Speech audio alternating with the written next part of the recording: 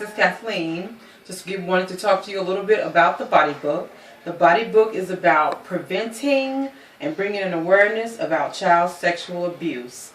We've heard so many stories lately, including Rehearse High School, which is the high school my son and his father attended, and also, ironically, a Rehearse High School retired teacher reviewed the body book. So she was a part of this project. Get the body book, learn how to protect your children from sexual predators and pedophiles. Tons of information in this book. I want to take you through it just a little bit so you can kind of see how I laid it out. And I'm very excited to tell you also, before I even get into this book, that this book will be available as a download for like your Kindle, you know, your smartphones, your tablet. You can download it. I am creating an app for this book. It's going to be amazing, okay? So just stay tuned. I briefly want to just go through the book, the design of it, how I set it up, and just talk a little bit about it.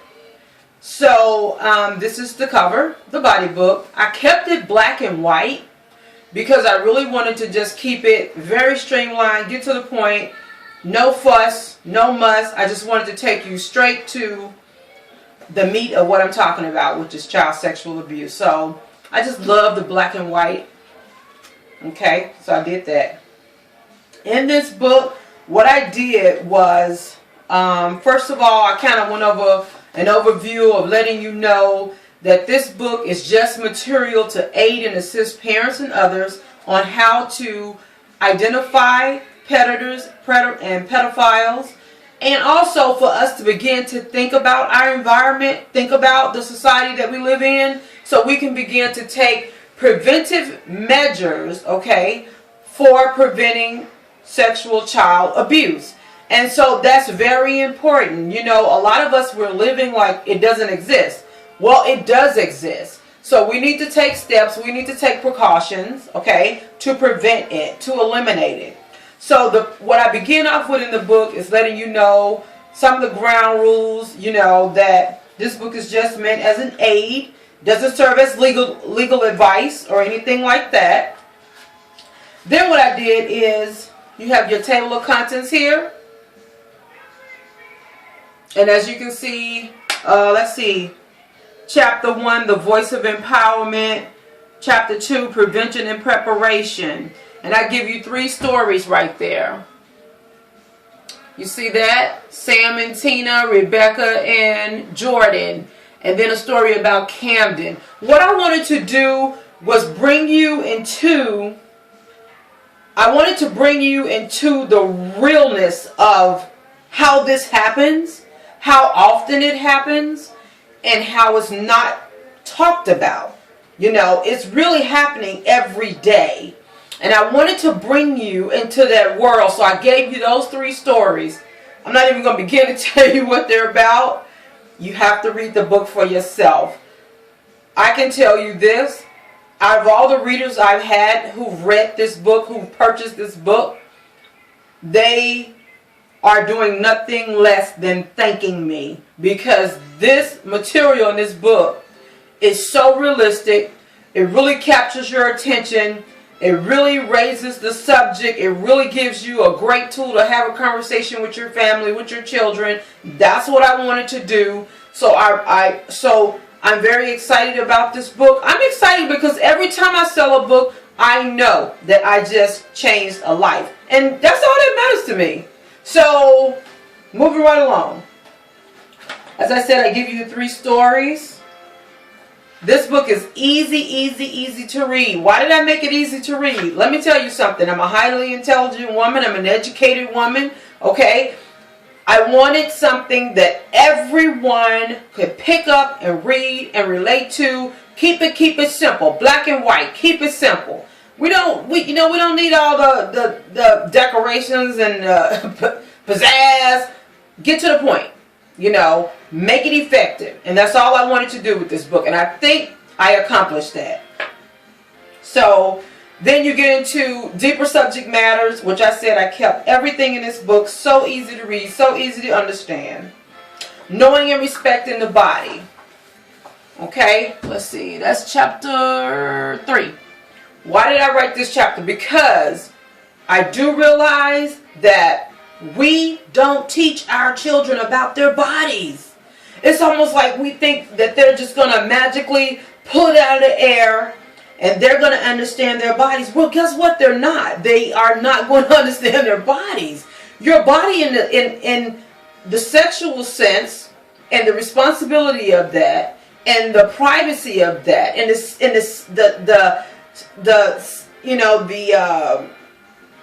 I'm looking for a word. The pureness of that, the innocence of that, it's not something that we talk about. And I think a lot of it is we don't talk about it because we don't know how to talk about it. We don't know that it's something that we should talk about. You know, in life, we're given manuals for everything that we purchase. If you buy a car, it comes with this big book. If we buy, if I buy hair products, they come with instructions. But for some reason, we don't come with instructions. There's no book for us. So what I did was try to make kind of like a guide for us, just to talk about the body and let us know we need to be the first ones to have this conversation with our children. I need to tell you that those are your eyes and those are your ears and that is your mouth and what you do with your mouth and what you don't do with your mouth. I need to tell you that this is your body. No one has a right to touch it. And what I need to do, I need to practice that with you. So in this book, moving on to chapter 4, rehearsing appropriate touch, you and your child will go through 3 exercises that I already know are appropriate for children ages 3 and up. Why do I know that? Because I've studied psychology. I've studied childhood psychology. I've studied, psychology. So I understand the developmental process of a 3-year-old's brain, the way they think, their mind. Also, I got with educators. I got with people who are teachers. Okay, I got with people who were in the medical field. I got with people and I sat down and I talked with them. I let them review this book before I even finish this product, before I publish this work. I let them review this book because I wanted you to have a tool that was really going to work. So, you're going to rehearse appropriate touch with your child. That is so important. You don't want the first person who does something evil, mean, and disgusting to your child to be the person who speaks with your child about touch. You want your child to be equipped. And so that is the reason why I thought it was very important that I put a piece in there to demonstrate, to practice inappropriate versus appropriate touch. Critical information to share with your children. Okay? So from there we moved on to setting boundaries. Once you teach a child what is right and what is wrong, what does it do? Sets a boundary. It lets them know, if you say, hey, the cookies, I put them in a cookie jar, they're up here on top of the countertop, don't touch the cookies unless you ask me for the cookies. If your child, you're going to show them, this is the cookie jar, this is me putting it up here on the cabinet, this is you not touching it. You go through that a couple of times. Guess what? You set a boundary. It's that simple. So now with the body book, when you go through these exercises, we're not talking cookies here. We're talking the protection of your child. And what you're doing is you're saying to them, this is appropriate. And you also be telling them these are the people who is acceptable, in different settings to different ways of touching you. So, you go through little exercises like it's okay to touch elbows. It's okay for someone to, touch you on your forehead. It's okay for mom to kiss you on your forehead. But when does that thing go wrong? When is it inappropriate? By you setting boundaries and letting them know what is appropriate, consequently, you're going to let them know what is not appropriate or what is inappropriate. That is the lesson they need to learn. So you'll be setting boundaries, moving right along. And determining inappropriate touch. That's number 6. And then number 7, chapter 7, identifying possible predators. You will not believe the information that's in this book. I'm going to teach you, okay? I'm going to educate you on how to identify these people. One of the things that we constantly see, one of the things that I constantly see in the news, in the headlines, are parents and others, okay? Parents, don't get upset with me because I'm a parent and I was a parent. I failed at some of these things. But one of the things I wanted to do is review some information that is critical with you. Critical. It's critical information. Critical that we understand this. One of the things is title does not equal safety. Do we understand that? Youth pastor does not mean safe. Pastor, teacher, coach. You don't know these people. You understand that? Do you know your pastor? No. Do you trust him? To some degree, yes, because of the title that's associated with him. But you don't know him. It is fundamental that we understand that. Okay? You have to understand that. Because that takes a lot of the room that we have for error. It takes it out. Okay? One of the things I point out is how to identify him. So how do you identify him? What does a predator look like? Does he have beady eyes? Is he scratching himself? No. What is a predator? A predator looks like someone, an everyday person. So how do I spot him? How do I know? I mean, what would make me think he would do something like that? Number 1, inappropriate relationship. Okay? Inappropriate. It is inappropriate for a man to a grown adult male or grown adult female to want to spend a one-on-one time with your child. And you say, well, that's not wrong. He's a great person. He's a mentor. She's a this. Let me tell you something. Do you have a job? Do you have children? Okay, do you know how complicated your life is? Do you know how busy that you are? To go to work 8-10 hours a day and commit to that, and then you're going to make time to spend with someone else's child alone. That's what I got a problem with. Why is there no supervision? Why are there not other children present? Why are there not other adults present? Why do you want them to come to your house? Why do you want them to spend the night? No. That is a no. That is leading up to that second thing. Why are you letting your child spend the night with the coach, the teacher, the pastor? Stop it. This is where we are making the majorities of our errors. When football practice is over, it's time for your son, your daughter, and whoever children are there, it's time to go home. When all the other children go home. Okay? Think about that. I'm not there with you. I'm not in your home. You don't know me from a box of spaghetti.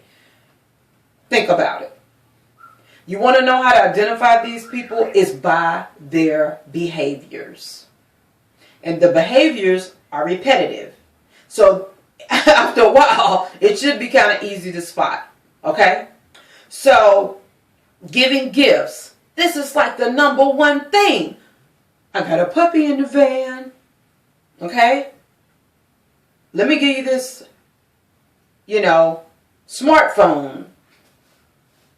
Let me have your cell phone number so I can call you for practice or if you're going to miss practice. Really?